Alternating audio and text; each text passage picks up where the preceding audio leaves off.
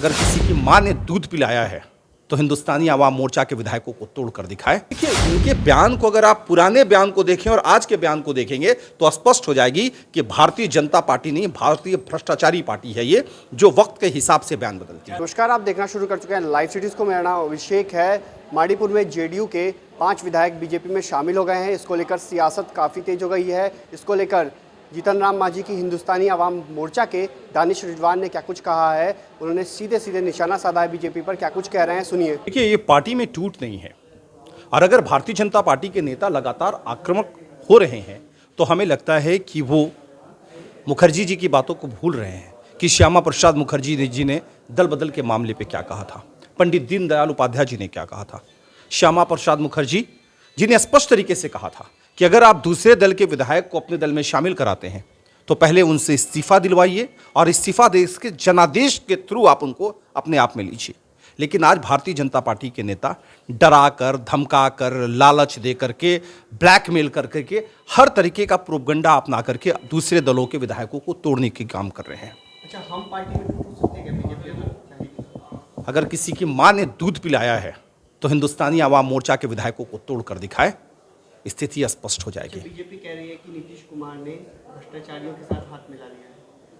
और अगर नीतीश जी 15 दिन पहले जब बीजेपी के साथ थे तब बीजेपी भ्रष्टाचारी थी क्या? अजीब चीज़ें हैं।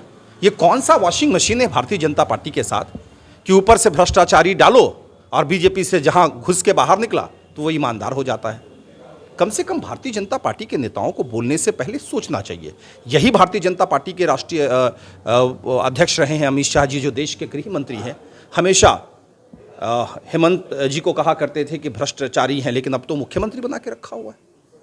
ये कहते थे महाराष्ट्र के, जिनको अभी मुख्यमंत्री बना के रखा हुआ है, उनको कहते थे कि बड़ा भ्रष्ट आदमी है, लेकिन शिंदे जी को आज उन्होंने मुख्यमंत्री बना के रखा हुआ है। देखिए, इनके बयान को अगर आप पुराने बयान को देखें और आज के बयान को देखेंगे तो स्पष्ट हो जाएगी कि भारतीय जनता पार्टी नहीं, भारतीय भ्रष्टाचारी पार्टी है ये, जो वक्त के हिसाब से बयान बदलती है। क्या लगता है बिहार में जंगल राज आ गया? जिस तरीके से बीजेपी कह रही है कि लगातार अपराध बढ़ता जा रहा है बिहार में, क्या लगता है? 2018 में तो माननीय सुप्रीम कोर्ट ने कहा है कि उत्तर प्रदेश के हालात को देखकर ऐसा लगता है कि वहाँ जंगल राज है।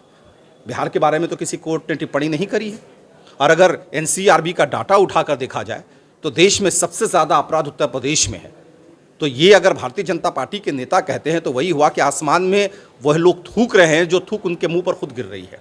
अगर सही मायने में उनको लगता है कि जंगल राज है तो उत्तर प्रदेश को मुझे बोलना चाहिए। तो आपने सुना कि उन्होंने क्या कुछ कहा। उन्होंने बीजेपी पर निशाना साधा है और कई सारी बातों को कहा। उन्होंने साफ साफ कहा है कि डरा धमका कर किसी के विधायकों को शामिल कराया जा सकता है, लेकिन इस्तीफा देकर जनता के बीच जाकर करके दिखाए हिम्मत है। तो उन्होंने ये भी कहा कि